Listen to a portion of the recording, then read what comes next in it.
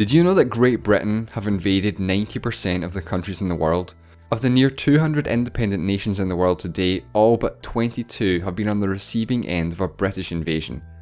At its peak, the British Empire was the largest empire in all of human history, with its Royal Navy reaching every corner of the globe. It's no wonder that the sun never set on the British Empire. But as interesting as this fact is, there is one important question. Is it really true?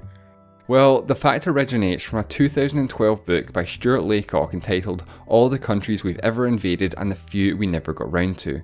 But you might have seen it mentioned in an article by The Telegraph that came out shortly afterwards, with a map that has become internet famous. The book has a section for every country in alphabetical order, talking about each country's experience with the British Armed Forces.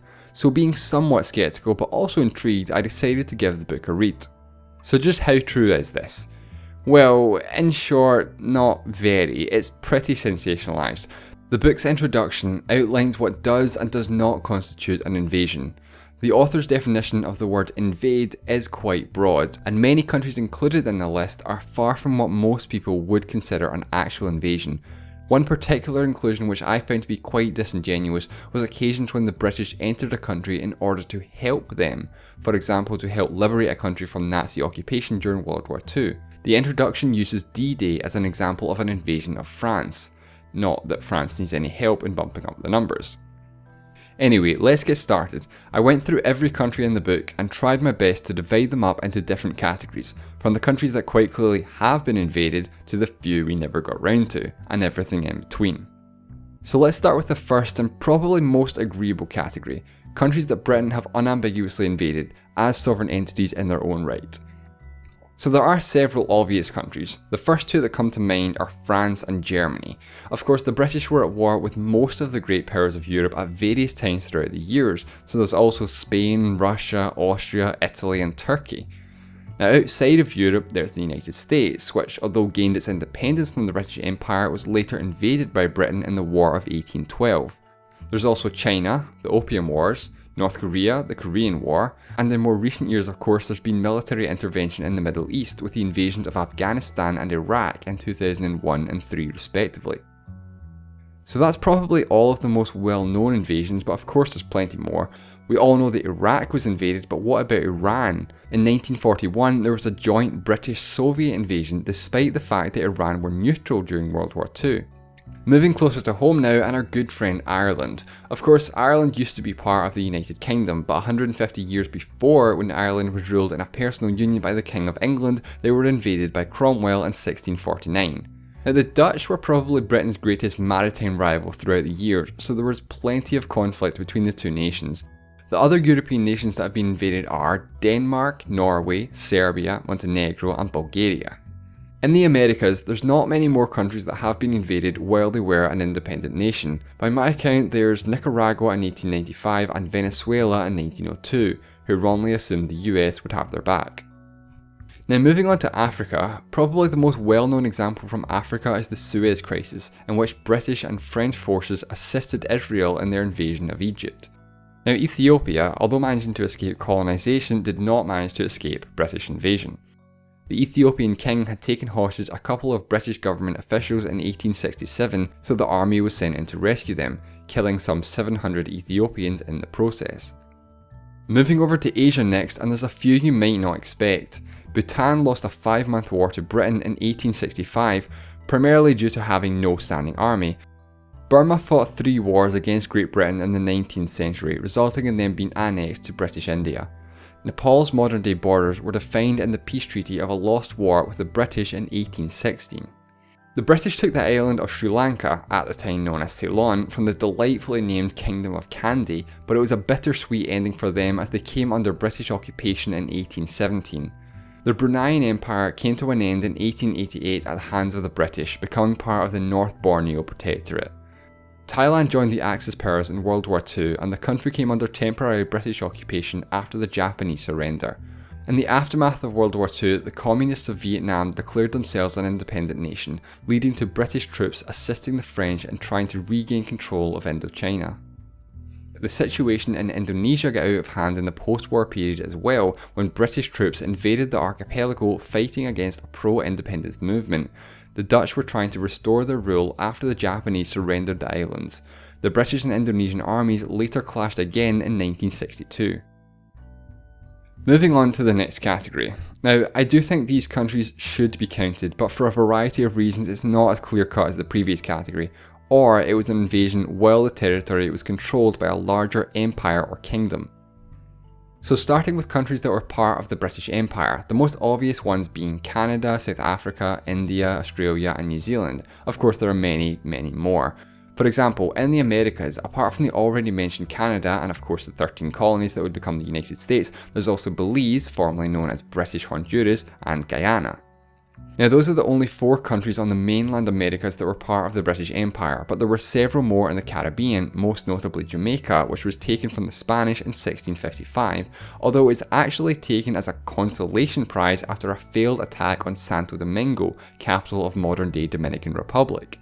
And there's also Antigua and Barbuda, the Bahamas, Barbados, Dominica, Grenada, St. Lucia, St. Kitts and Nevis, St. Vincent and the Grenadines, and Trinidad and Tobago, all of which have been in some way invaded by Great Britain. Now moving over to Europe, and as you might expect, there's not a lot here. Europeans were generally the ones doing the colonising rather than being colonised, so there's just 2 countries, Malta and Cyprus. Malta was taken from France during the French Revolutionary Wars, and the British were supposed to leave in 1802 but just sort of decided to stay because the locals requested so. The island officially became part of the empire in 1814. Now Cyprus was actually somewhat invaded by England as early as 1191. During the Third Crusade, Richard the Lionheart and his army got caught in a storm, and some of his men who were shipwrecked got taken hostage by the local Byzantine ruler. So Richard just decided to go ahead and conquer the whole island. Anyway, Cyprus came under British administration in 1878 while nominally remaining part of the Ottoman Empire, but once they found themselves on opposing sides of the First World War, the Brits were suddenly less inclined to keep it as nominally part of anything, so Cyprus was officially annexed. Even to this day, there is British land on the island of Cyprus. During the scramble for Africa, the British more than got their fair share. As well as the countries that were granted to Great Britain during the Berlin Conference, there were also the German and Italian colonies that were inherited after Worlds War I and II respectively, as well as those that have gained their independence since the decolonisation of Africa. These categories are not mutually exclusive. For example, Tanzania is mostly made up of what used to be German East Africa, becoming the British territory Tanganyika and later merged with the British Protectorate of Zanzibar, becoming the modern day country of Tanzania in 1964. As well as the previously mentioned involvement in the Middle East in recent years, there's also been plenty of not so recent involvement. Along with the countries that I've already talked about, there's also Israel, Jordan, Kuwait, Qatar, Yemen and the United Arab Emirates, whose territories were all British protectorates or mandates and have all seen British troops on their soil. Of course, I've already mentioned India, but British India was much larger than simply the modern day country of India. As well as the previously mentioned Burma, there's also Pakistan after the partition of India, the eastern part of which would later become Bangladesh. In Southeast Asia, there's Malaysia, which was made up of various crown colonies on the peninsula and was later joined with North Borneo. Singapore very briefly became a state of Malaysia but quickly became independent itself in 1965. Moving a little further east and we find Papua New Guinea, comprising the eastern half of the island of New Guinea and surrounding islands. The southeast portion of the island was a British colony, while the northeast was a German colony. The British colony was transferred to Australia, and when Germany lost its colonies after World War I, the entire eastern half of the island was under Australian rule, gaining independence in 1975. The South Pacific is a region that Great Britain took a great interest in the late 19th century. Many of the island nations that exist today have been under British rule, 2 of which still display the Union Jack on their flag to this day, as well as of course Australia and New Zealand. Of course, we still haven't even considered the countries whose territory Britain invaded before they became independent. To start with, in the Americas there were plenty of conflicts with the Spanish. Many Latin American countries have been invaded by Britain or England while part of Spain's colonial empire. Arguably, Mexico has been invaded in its own right. In 1861, the British, Spanish and French landed their navies on Mexico's Atlantic coast demanding payment of debts. The French went on to launch a full-scale invasion and even colonisation attempt, so the British and Spanish just sort of let them go on with it and left. Regardless of whether that counts or not, it certainly has been invaded well under Spanish rule, as have Honduras, Panama, Colombia, Peru, Argentina, Uruguay, and just about all of the Caribbean that wasn't actually under direct British control. Chile was invaded by Francis Drake in 1578. Now, although he was a pirate, he was actually under direct orders from the English government. Africa is a pretty similar story, although the colonial rivalry was more with France than Spain in this part of the world. Plus, of course, the locals themselves, who often had a few minor objections of their own. Meanwhile in Europe, Finland, Latvia, Estonia and Ukraine were all invaded, in this case while part of the Russian Empire. In addition, what is today Belgium has been invaded many times before it actually became a country. Slovenia was invaded while part of Austria-Hungary, and a Croatian island in the Adriatic Sea was taken while under French control. In the Bosnian War of the 1990s, there was an invasion of the Republika Srpska, which still exists today as one of the two political entities that make up the modern-day country of Bosnia and Herzegovina. Countries that were invaded while part of the Ottoman Empire include Greece, Azerbaijan, Saudi Arabia, Lebanon, Syria and Algeria. On top of all that, we still have countries that have been invaded but where the situation is not as clear-cut as the previous category. For example, one country that has sort of been invaded in its own right that you might not expect is Iceland. There were 3 minor wars in the 1970s, the Cod Wars, in which there was just one casualty, an engineer. But also, Britain technically invaded Iceland during World War II. Fearful of Nazi control of an island so close to home, the British kindly offered their military protection. When Iceland politely refused, the British just ignored them and turned up anyway. Now, Japan, of course, were one of our main opponents in the Second World War, and while the country was never actually invaded as such, it certainly was on the receiving end of a naval bombing campaign towards the end of the war. In early 1946, the British Commonwealth Occupation Force landed in Japan to assist in the demilitarisation of the country. And that's about it for that category, and for me, these are the countries that have been invaded by Great Britain, about 65% of the countries in the world. The next category is a little bit more tricky. In this category I've included countries that really could go either way. I probably would class them as a no personally, but I recognise that a good cause could be made.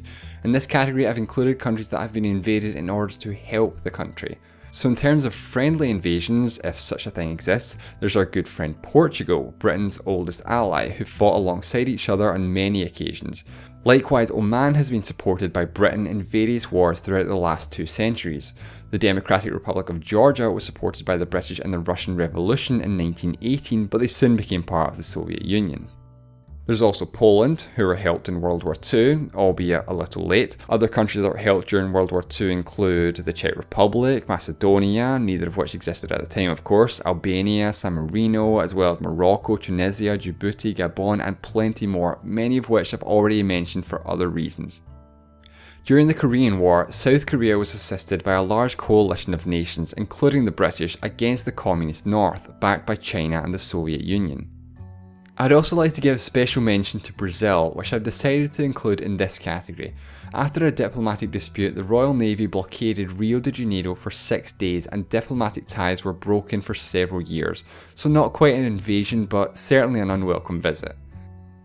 One country that surprisingly hasn't suffered a full-scale invasion is Hungary, despite being on opposing sides of both world wars. The Royal Air Force did operate in their airspace and some British spies carried out some unsuccessful missions during World War II, but that's about it. Likewise, while Romania wasn't invaded either, its capital Bucharest was bombed by the RAF. There are some other examples of British troops fighting conflicts in other countries' territory, but nothing that could be classed as an invasion in my opinion. For example, the British did briefly occupy Laos and Cambodia after the Japanese surrender in World War II, supporting the French as they re-established their control of Indochina. The countries that are remaining, these are the countries that have not been invaded. These include the 22 countries that I mentioned at the start of the video and also the countries that I personally feel the author is clutching at straws to justify and really should not be counted. For example, Moldova, where British armoured cars just sort of passed through what is the modern day country's territory during World War I, or Lithuania when King Henry IV of England led some knights on an unsuccessful siege of Vilnius in 1390, or the 2 failed settlement attempts on an island that is today part of Guinea-Bissau. In the case of Suriname, it was actually originally part of the British colony of Guyana, but the Dutch captured it during the Second Anglo-Dutch War and were allowed to keep it in the Treaty of Breda in 1667. In exchange, the British got New Amsterdam, or as the Brits called it, New York. So in conclusion, have Britain really invaded 90% of the countries in the world? No, of course not, but it is still incredible to the extent to which the British Empire has influenced the world and the lengths that the British military have travelled. Maps like this, and indeed my own map, should be taken with a grain of salt. The reality is, with such a complex topic as this, it's always going to be impossible to have universal agreement due to different interpretations by different people. Depending on your definition of invade or even country, the number of countries invaded is going to vary wildly from person to person. Of course, people are going to disagree with my interpretation of these countries and which categories I've placed them in, and that's okay. It's an interesting topic and evokes an interesting discussion. This video is brought to you by Skillshare. Skillshare is an online learning community with over 20,000 classes in design, business, technology, and so much more. Premium membership gives you unlimited access to high quality classes on so many different topics. You can improve your skills and unlock new opportunities. I would personally recommend their classes on video editing for anyone looking to upload content on YouTube. I wish I had these classes when I first started out. Join the millions of students already learning on Skillshare today with a special offer just for my viewers. The first 500 people get 2 months of Skillshare for free. Just click the link in the description to get started. Thanks to Skillshare for sponsoring this video, and thanks to you for watching.